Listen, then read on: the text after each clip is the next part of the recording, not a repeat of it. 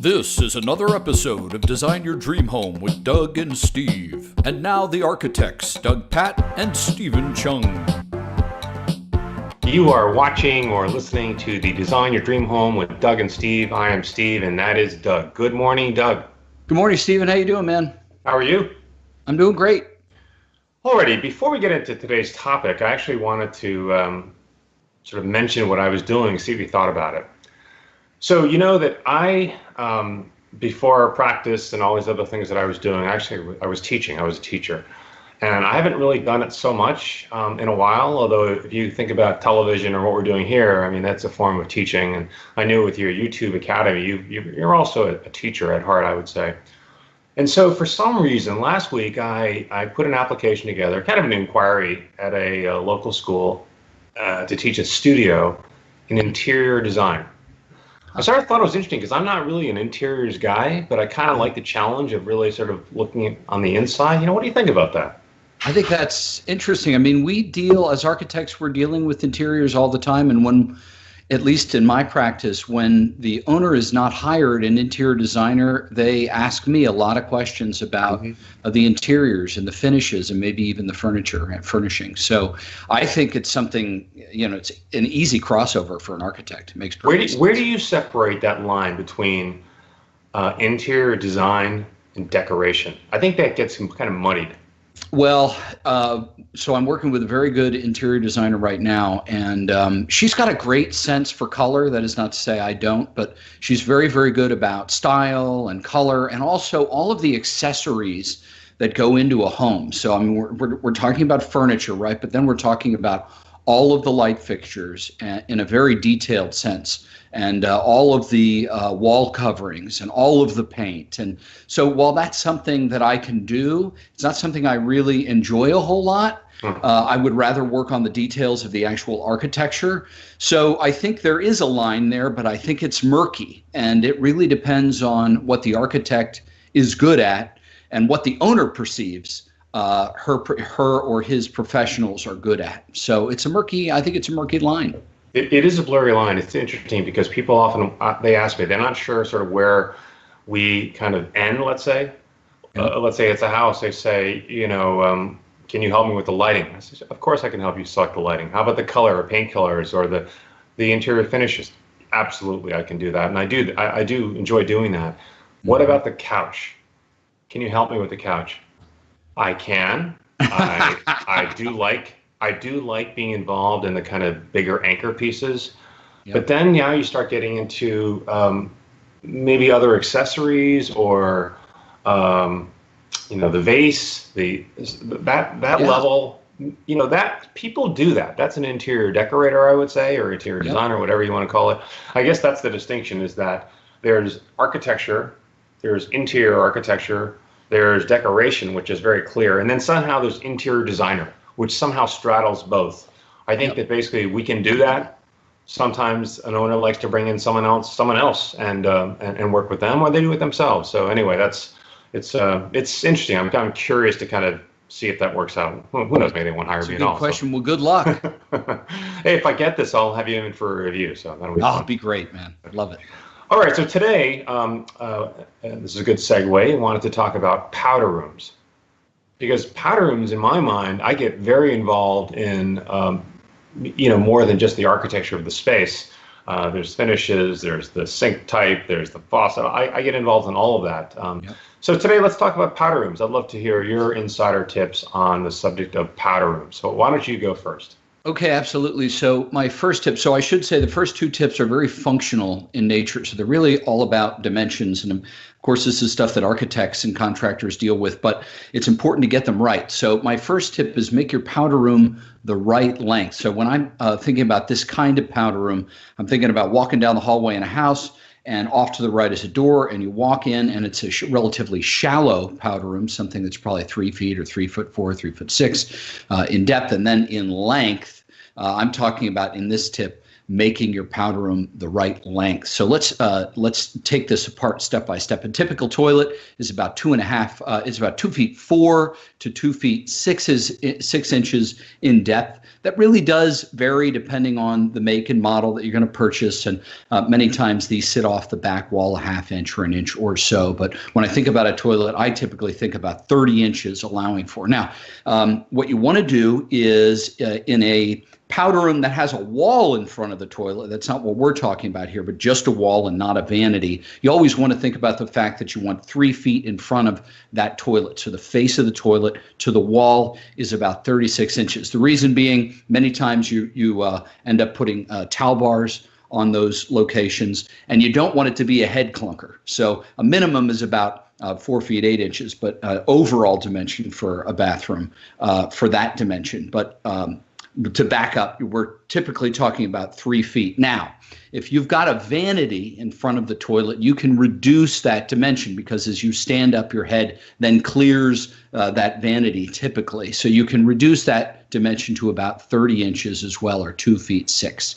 And lastly, the vanity is many times about 18 inches in depth or more. So you can get a vanity, of course, that's a full 2 feet. I like to make my vanities about 1 foot 10 inches in depth in all of the residential homes I work on. But you can, of course, get a smaller one for a powder room, which is about 18 inches. So add that all up, and the length of your powder room at a minimum, and of course there are variations on this, should be 6 feet 6 inches. That is approximately the smallest dimension that I would go in terms of the length of a powder room that's organized kind of left to right or north south. Okay, great. And so for the people who are more visually inclined or watching on YouTube here, they can, or the video here, you'll have a sketch there. So yeah, I will have a sketch here, which awesome. Should show all of these dimensions in terms of the length of your powder room. So as you're talking about these dimensions, actually, it made me think I should just sort of go back to, how I think about a powder room and what it is. If you have a powder room, and often in the houses that we design, that people do want one, what is a powder room? And I think it's interesting because it is a space that is, it's really for the guests, right? For family, for sure, but it's really designed also for guests in a way that other rooms in the house are not. So it has a public kind of aspect to it, which I think is interesting. It's typically near the front door. Often it has a small window because it's on an outside wall, if possible. If I can do it, that's what I'd like to try to do. Yep. And so it's a small space near the entry. It's got a window. It's typically, as we say, it's smaller because it really only needs the toilet and the vanity or sink. You don't have the laundry in there. You don't have a shower. You don't have a tub. So it also often, for me, it doesn't have a storage element. We store things other places. It can be a pretty Spartan small space. So that's what makes it unique. Because of its size and because it's a space that I kind of want to show off because I know the guests will be in there, this is the one space where I say, hey, let's do something. It could be expressing your sense of humor. It could be, hey, let's make this a little glitzier. Let's make it a little nicer. Let's do whatever it is. Like, for example, often I have a homeowner say, oh my God, I love this glass tile. It's fantastic, but it's like $60 a square foot, which is really expensive for tile. Yeah. I said, but you know what? If we put it on the back wall of your vanity of the powder room, that's only 3 feet wide by 5 feet high. That's 15 square feet times 60. It's $1,000. It's not cheap, but it's not doing a big master bath. It's just to kind of pop an accent. And so when someone has that special desire for something unique, I say, hey, let's do it in the powder room. Let's really do something fun in the powder room. So one example of a house that I designed for a French family in a suburb around here, we did a cute little powder room. And the owner, knowing that this is a place that guests would visit, painted all 4 walls, actually, God, the ceiling too, all the walls, all the surfaces in chalkboard paint. Not expensive at all. Had a little tray, a blackboard, erasers, chalk, and every guest that came by, especially for a dinner party, would scribble a little note. And I think it was a fun little element. I mean, it was a very neat. I mean, it was really weird because it was so dark. I mean, you walk into this room, which was so light and it was so dark. I think it was sort of fun to look at the walls, and you see it often in a bar, but you don't really see it in a home. So that was a chance for that homeowner to express something and really understand that it's a public sort of space and have some fun with it. So Gosh, was that a tip? I guess my first tip is that it really is a chance to express yourself. Don't let the cost get in your way, because it really is a small space. You can go for that wall-hung toilet. You can go for the glass tile. You can do a little something in there because, as I say, again, it's small. And for those that are visiting, if you really want to kind of have some impact, hey, it's a small room. Let's do something fun. Yeah, that's really interesting. I mean, I'm sure my clients think about that, but I never really think about it as more of a public space. So I think that's a great tip. And it's something I'll keep in mind when I do our next powder room in the house. All right. Why do they call it powder room, Doug? What's that? Why do they call it a powder room? I don't know. I mean, I think I got my head around that after practicing for 5 or 10 years. Bathroom. I always called them both of them bathrooms, until you start practicing residential architecture and you realize that it's not a bathroom, it's a powder room. So I'm sure that has something to do with women powdering their noses 200 years ago or 300 years ago or longer than that. And that's where it came from. Maybe our listeners or viewers like to let us know what the answer to that is. It's a woman. It was originally a woman's bathroom, and for just that. And just woman's. Yeah, and I often, for some reason, I have this tendency when I do a powder room to actually embrace, I don't know, pinks and floral, and I don't know. I just have this feeling that let's make it a little something different, where the house might be more neutral and make that space a little, I don't know. Really, I'm going to get in big trouble here, but just make it a little different. That's a new side of you. I've never realized. That's wonderful. All right. All right. Second tip, my second tip. Make your powder room the right width. So this is a point of contention with homeowners many times because of what they're used to and what minimums are. And many times a powder room really does get squeezed because of all the spaces around it. So I'd like to know the minimums here. Early in my career as an architect, a contractor, I was in one of the bathrooms and the contractor knew how young I was. And he said, "Doug, do you know how far off the wall the center line of a toilet should be?" I said, "No, actually I don't." He said, 18 inches, 1'6" is your absolute minimum. And I never forgot that. So if you think about it, 18 inches on one's from center line of the toilet to the wall, and then center line of the toilet to the vanity. Now, that said, you can actually pull the vanity a little closer. You'll notice in many, many bathrooms, again, these are rules of thumb, that vanity ends up being a little closer because it's tough to get a super narrow vanity that's functional. And so many times that 18 inches goes to 16 inches. That said, I never like to see a powder room less than 3 feet in width. Now, I was talking to a colleague not too long ago, and she said, Doug, we're getting a little pushback on 3 feet in width. People are getting heavier today. And because they're heavier, they're wider.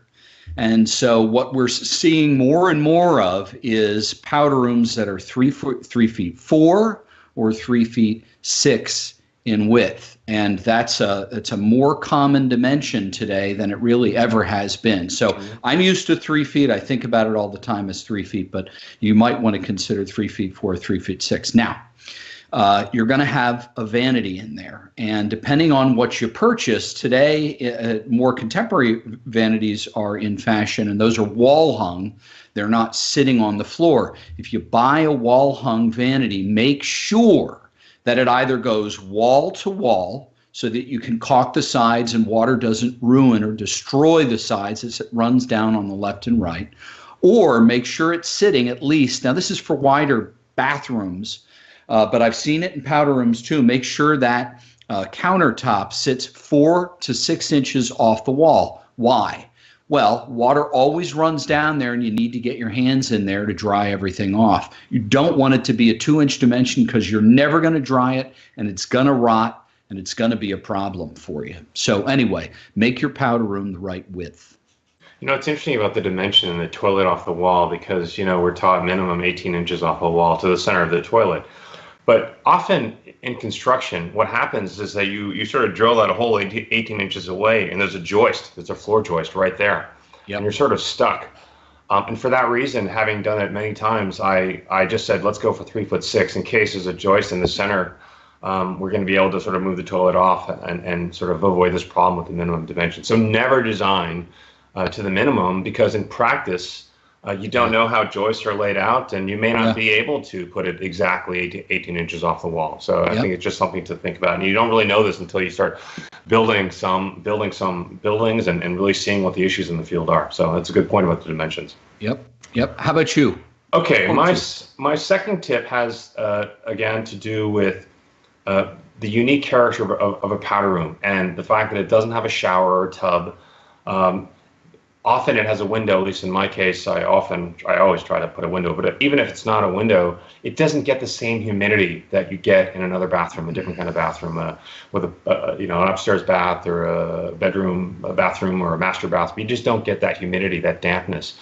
And because of that, I'm often able to use materials that I wouldn't use in a bathroom. For example, I could have a wood floor for the powder room, or I could have fabric. A textile wall or a kind of fabric wall or wallpaper.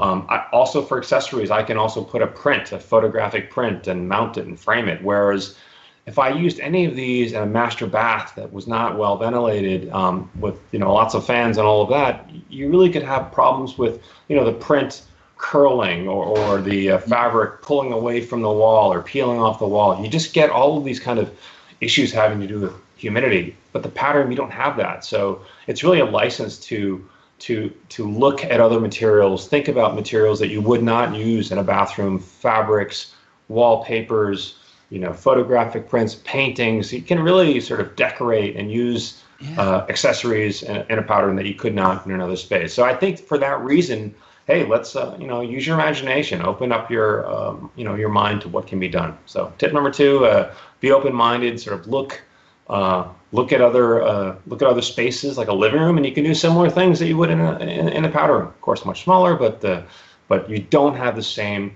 limitations that you have in a master bath, let's say.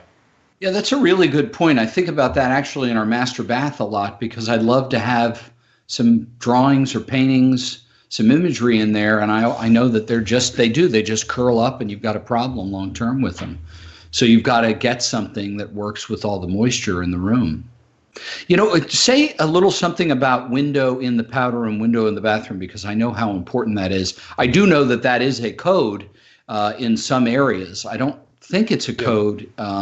It may be actually a code in the IRC. No? No, it's not a code. I think you really have to conform to certain ventilation requirements, but you don't need a window to do that. But what I found is that bathroom in a larger designed house, the powder room is near the front, and often the window, because it's visible from people entering into the house. That either window is high, it's frosted, or there's a curtain. I typically don't like to use a curtain if I can, but I've used sandblasted glass. I've done different things with that window to allow for the kind of visual privacy that you'd want in the powder room, but at the same time have the ventilation from being able to open the window. So I always strategically am trying to put that space right off the foyer, near the entry closet, where the guests are coming or they're leaving, and it's right there. So always put a window when I can. Yeah, I do too. Okay, so tip number 3, storage is something people forget about in a powder room. Now, I know you mentioned this earlier and you said it wasn't quite as important, but I will say that from experience, storage does become a little bit of an issue in the powder room, let alone the bathroom. So pedestal sinks have become very popular over the last, let's say 15 or 20, let's say 20, 25 years actually. And so many times you go into a bathroom or a powder room and you've got a pedestal sink in there. So where do you store everything? It was funny, I was talking to a contractor the other day. We're trying to manage we've got a very old vanity in a powder room, and we're wondering what to do about it. I said, well, I'd love to go to a pedestal sink. And he said, Doug, one of the big challenges there is everything that was inside of that vanity ends up sitting on the toilet, including toilet paper, which can be, quite a challenge when you've got guests coming, right? You've got toilet paper sitting out. So anyway, I would say that's definitely something to think about. So one of the options you've got if you're going to do a pedestal sink is to put something above the toilet. And so you can have some open shelving there if things that you're going to store in there are okay sitting out, or you can actually put a cabinet above the toilet to deal with your storage issues there. But if it's something I forgot to think about, it's definitely something something that many people forget to think about until they're actually, putting that space together or moving into it and then realizing, oh my gosh, we have nowhere to put anything. And that's really the challenge with pedestal sinks. I think it's also good. It's a good point. I mean, with a pedestal sink, you don't think that, it's a sink where you're not going to shave, for example, so you don't have to put shaving cream. And it's also a sink you're probably not going to brush your teeth and all of these things, which a powder room, these are the things that don't typically happen in a powder room. So this is why I often will go for that pedestal sink. I'll go for no shelving. Maybe instead I'll put a photographic print or something there. And really, the powder room, I really try to get all that storage outside the space. Yep. Even if you've got a mirror, medicine cabinet, the joke is always, the guests are always sort of open. Oh my God. So I don't have any of that. I really try to take all of that and put it, if the powder room is adjacent to a closet, on the upper part of that closet, I've got some toilet paper and whatever, what have you. But really, there's a towel, a hand towel. You have a mirror, you have the pedestal sink or sink, and you have a toilet. That's it for me. Anyway. Right. Well, architects love this idea of this Spartanist or minimalist, right? But I'm just saying, when you got kids, you got junk everywhere. So I'd love to clean out my powder room completely, but it ends up being kind of challenging. All right. Okay. My last tip is people don't like to talk about it, but we have to deal with it. It has to do with the fan. So, I mean, there's all kinds of fan-like combinations, and of course, every bathroom needs a fan. This by code, you do need to take the air out of the space. It's of course you want that as well. I typically skip the fan light combo because you have a fan on the ceiling and you've got this light, and usually it's kind of bulbous and you really can't control the look of it. So I typically just go for the fan itself, and I'll make it flat and flush with the ceiling, and I can have the light come from another source. The light, I can be much more selective about what I want to look like. But in terms of the amount of the size of the fan, how you calculate the amount of air that's taken out, we talk about cubic feet per minute. You might have a small bathroom, let's say it's 8 by 5, that's 40 square feet. And for that size bathroom, you might have a 50 cubic feet per minute fan. So let me do a little math here. 8 by 5 times 8 foot high ceiling, that's about 300 cubic feet. With that size fan, it's going to take about 6 minutes to take all that air out, replace the air. Yeah. So that's too slow for me. I prefer that that air be completely refreshed in about half the time or 3 minutes. So I often go for the oversized fan, call it 110 CFM or cubic feet per minute. It doesn't really cost a lot more. I'd just rather have a more powerful fan to take the smells and the humidity and all of that out of the space. Especially it's a powder room, it's a guest room. Totally. People are a little embarrassed, and it's nice to be able to take that air out and replace it. So here's a detail. Now, reflexively, a client will say they want a whisper light or whisper fan. Makes virtually no noise. I've got one of these in my master bath. There's two issues I find with the whisper fan. Is that one, I don't even know if it's on. It's so quiet. Yes. Sometimes I just leave it on, and I might, like 6 hours later, go back into that space. Like, oh God, I let the fan on again because I can't even hear it. Yeah. The second is that if you are having a dinner party or something like that, and things are happening in there with one of your guests, I kind of like actually having a little bit of ambient noise from the fan. So having the fan have a little bit of noise, it's good. I like it, right? I mean, this again, it's not the first thing we talk about with clients, but I often recommend the fan that has a little bit of noise to it. I mean, it just. I don't know. Is this my own? I'll tell you what, man. It's definitely something everybody thinks about. Nobody talks about. Having ambient noise in the bathroom is huge. That is a great point. I love it. Absolutely. It's a small space. You've got hard floor, hard walls, hard ceiling. Noise in there is kind of reverberating through that little tiny room. And if the door leads right out to the dining room over there, you don't want to be broadcasting your bathroom activities.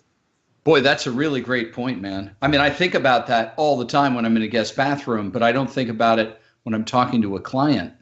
So that's a really great point. I should add that in our newest bathroom, we added there's a new LED fixture you get at Home Depot that has a fan inside of it, and it's the same size as an LED light. So I do not know what the cubic feet per minute is, and I would have to say already I know it's not that great, but it is nice. I mean, it's a nice option. You don't see any vent in the ceiling, and everything goes around that light bulb. But I have a feeling it's not a very powerful fan. So those will obviously get better over time, but they are now an option. But for homeowner, definitely you can calculate yourself what your needs are. I mean, it's very easy. It's the floor plan dimensions times the ceiling height. That gives you the cubic feet of your bathroom. Yep. And then every fan is rated by cubic feet per minute. So 110 cubic feet per minute, that takes out all the air in 3 minutes. And that's usually pretty good. So that's something to consider when you're planning your bathroom. Well, I always learn something new when I'm talking to you. That's great. All right, Doug. So this is the time where we answer a viewer question, and we do not have any questions about powder rooms, Doug. So I feel a little bit sad about that. Son of a gun. Well, what could it be this week? I don't know. There's no questions.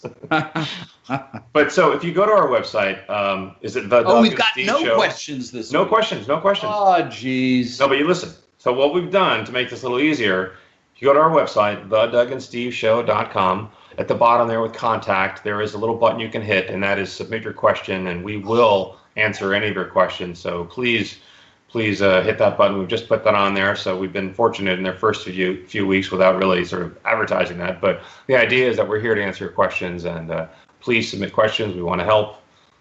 What else can you talk to an architect for free and get some good advice? Well, not many places. Exactly. At least talk to Doug and Steve. Exactly. Yeah. Wonderful. All right, Doug. Thank you very much for your comments on powder rooms.